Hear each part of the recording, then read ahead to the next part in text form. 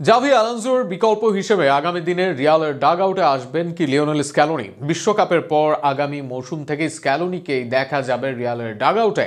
এমন সম্ভাবনাকে উড়িয়ে দেওয়া যায় না, বরং নানা কারণেই স্ক্যালোনি হতে পারেন রিয়াল মাদ্রিদের কোচ। কি সেই কারণ, কেন স্ক্যালোনি সামলাতে পারেন রিয়াল মাদ্রিদের দায়িত্ব, তা নিয়ে থাকছে প্রতিবেদন। এল ক্লাসিকো হারের পর রিয়ালের কোচ থেকে সরে দাঁড়িয়েছেন জাভি আলোনসো। অনেকে বলেন স্বেচ্ছায় দায়িত্ব ছেড়েছেন আলোনসো, আবার অনেকের মতে দায়িত্ব থেকে সরিয়ে দেওয়া হচ্ছে তাকে। তবে বর্তমানে রিয়ালের ডাগ আউটে আছে শূন্যতা। যদিও এই শূন্যতা পূরণে আলভারো আরিওলাকে নিয়োগ দেওয়া হয়েছে, তবে সেটার সাময়িক সময়ের জন্য। এখনও স্থায়ী কোচ হিসেবে নাম খুঁজছে রিয়াল মাদ্রিদ। আর সেখানে অনেকের মন্তব্য, কেমন হবে যদি স্ক্যালোনি নেন এই দায়িত্ব? আদৌ কি রিয়ালের ডাগ আউটে দেখা যাবে স্ক্যালোনিকে? সেটা এখনো চূড়ান্ত না হলেও সম্ভাবনা উড়িয়ে দেওয়ার সম্ভাবনা নেই। এর কারণ আর্জেন্টিনা দলের হয়ে সাফল্য ছোঁয়া হয়েছে স্ক্যালোনির।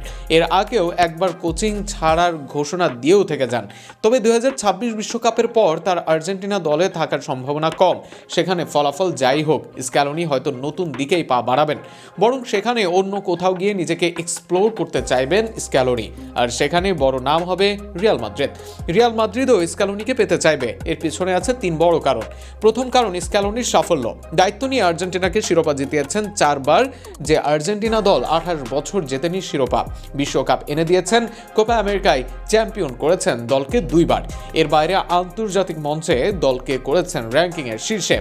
এমন সফল কোচকে চাইবে যে কোনো দলই। দ্বিতীয়ত স্ক্যালোনির ম্যান ম্যানেজমেন্ট। যখন দায়িত্ব নেন আর্জেন্টিনার টালমাটাল, মেসি নেন অবসর।